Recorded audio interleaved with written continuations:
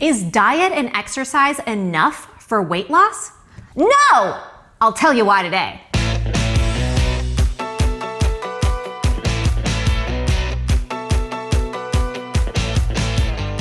Welcome to the series. I'm Alicia and I'm so excited you're here. This is the first official episode of this series, Food Freedom. The entire month of January, Monday through Friday, we've got videos coming. Before we get started, I want to remind you to subscribe and hit the bell so you don't miss anything. And remember that this is a video course that is hosted via email. Even though the videos are up on YouTube, obviously, all of the additional downloads and materials that go along with this stuff is going to be in the email every single day. It is a free course. You can sign up at mindovermunch.com/foodfreedom to get the downloads associated with this video. So today we're going to talk about a foundational concept that you need to understand for the rest of this series, for the rest of this course. So the course really builds on each other. So you kind of have to follow along every single day or you're going to get lost. And what we're talking about today is a concept that I call inner and outer wisdom. And this has completely changed the way I think about food and my relationship to health. So inner and outer wisdom is a mindfulness framework and tool, but it's really valuable to shifting our perspective around health. So what are inner and outer wisdom? We really need to see this clearly here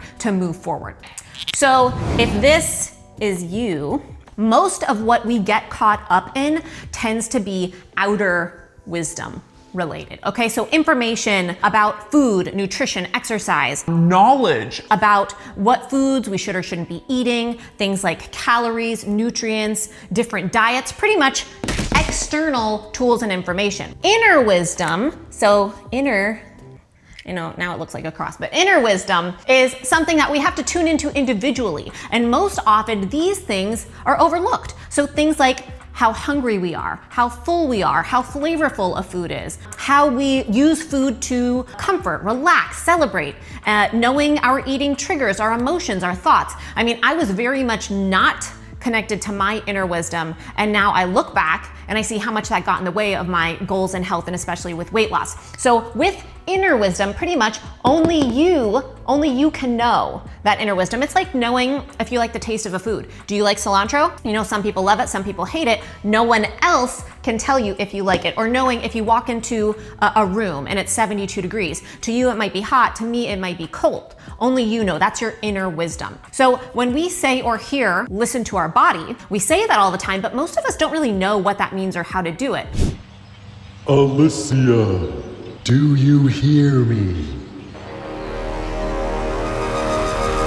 That's because listening to our body requires a connection to that inner wisdom. And most of the time, we're caught up in outer wisdom. We're caught up in the details of the diets and the food and all of the information, all of the stuff the experts tell us to do rather than what's inside. So I'm gonna talk about this a lot this month, and I'm gonna give you tools and tips for how to connect more deeply to this inner wisdom. And not everyone believes this to be true, but what I have found on my journey and what I believe is that we need both inner and outer wisdom. So we can't depend on the external information. We can't just depend on diets and nutrition information and, exercise routines. We can't depend on experts, but we also don't need to solely rely on inner wisdom. They can support one another. And the key is getting connected with our inner wisdom as a foundation. So we have to have this first before we can take advantage of the outer wisdom tools from that space of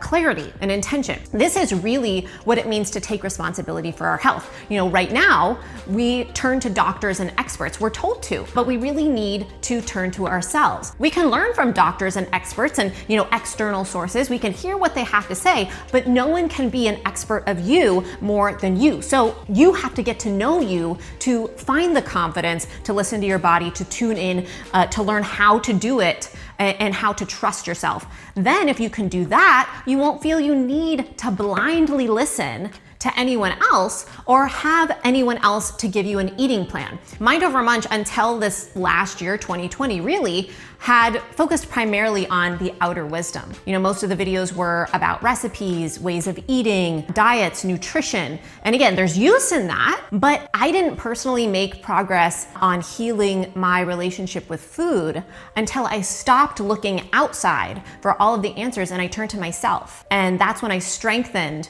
my connection to my inner wisdom. Once we have that foundation of the inner wisdom, we can learn about our options of outer wisdom. We can be flexible and considerate of how we implement the outer wisdom if we so choose.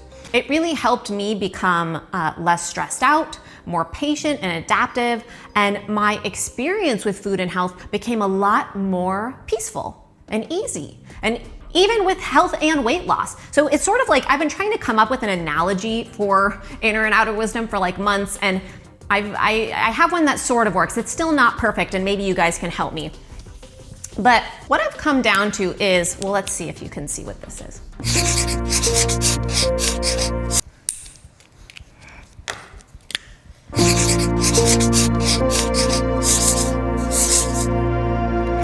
Think anyone will believe I went to art school? I wish our mic was gonna pick. Hey, there it is. It's a cake, but it's not just a cake. It's cake with frosting.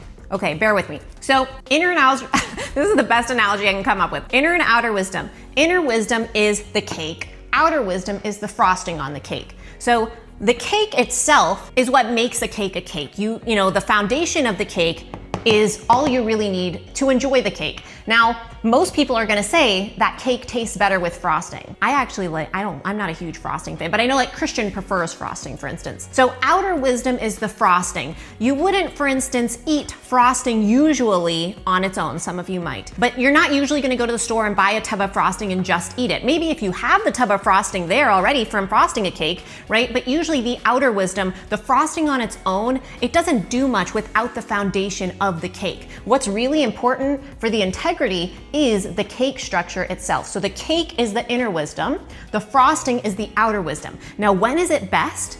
When they're together, right? A cake with frosting is gonna be the best option. Inner and outer wisdom together are gonna be your best source for support. But we have to have the inner wisdom, we have to have the cake foundation before we can really benefit from the frosting, or else you're just spreading frosting around on nothing. All right, does that work? I don't know. The only other analogy I could come up with was like chips and dip.